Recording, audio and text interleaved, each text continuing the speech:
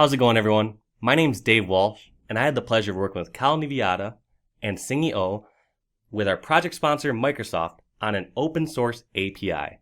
In the end, we decided to make a charity-based application because we found it was an area that we were all passionate about and overlapped in, even though we worked with different charities. Many charity organizations depend on volunteers to drive more impact in their communities. Our web application, which we named Karma, assists these charities in the process of recruiting and retaining volunteers that will remain engaged in their cause. Within Karma, volunteers can host public profiles that highlight their set of skills and interests. And based on their profile, we match them to charitable organizations that need their help. Additionally, volunteers can use the platform to track their progress and hours towards their volunteering goals. Charities benefit from this tracking model and their continuous feedback that they get from their existing volunteers. To test our web application, we worked with a local 501c3 nonprofit called Gamers Outreach. This charity puts gaming kiosks in children's hospitals and aligned volunteers to game with the kids. We got feedback from their volunteers, talked about gamification, and bounced around ideas to find out what would best suit our application. In addition to user-based testing, we did a rigorous amount of unit testing and Selenium WebDriver testing. For those unfamiliar with Selenium, it is a web browser-based testing where we focused on Firefox and Chrome. It drives a web browser natively as a user would, checking for dead links, dead images, and verifying header links. It tests both these browsers in parallel, same time, as you can see in our picture-in-picture going on right now. Before I talk any more about this, let's take a look at the site. Let's go register. Alright, on our page here, you can register as a new user, or you can use one of the existing services. We used a process called OAuth, where you can authenticate through Google, Facebook, or Twitter. So we are on Singy's computer right now, so we'll log in with Singy's Facebook.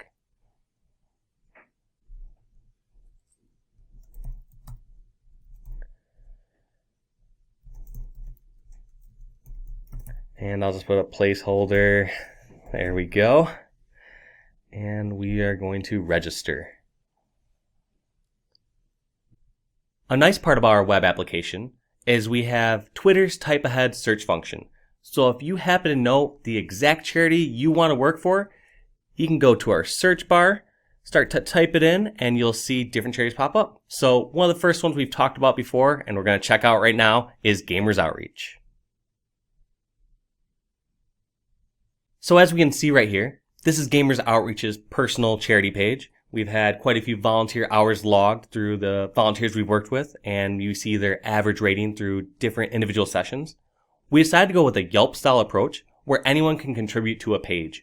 So unless a charity actually verifies and owns the page, anyone can add in information about it to help others learn about opportunities nearby. So I can go to Mission and say what Gamers Outreach is all about.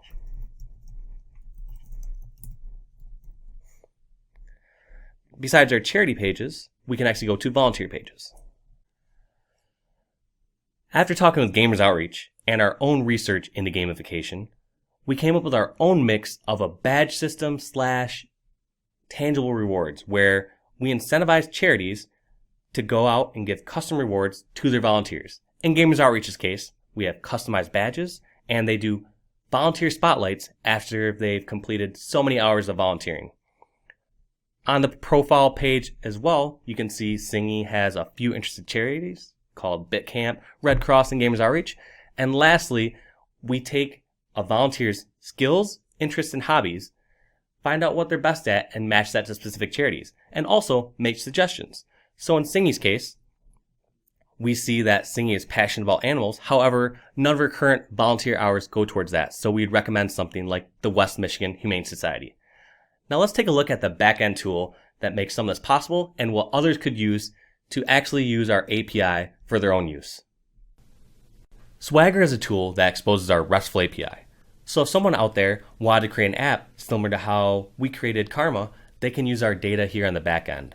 Let's check out charities, for example. This is a pre-populated model schema. If you want to try it out, there's some return values such as BitCamp and Gamers Outreach. Let's close this out and talk about what Karma's implications are. In the end, Karma is an open source API that helps both charities and volunteers and makes the volunteering process more rewarding than it already is.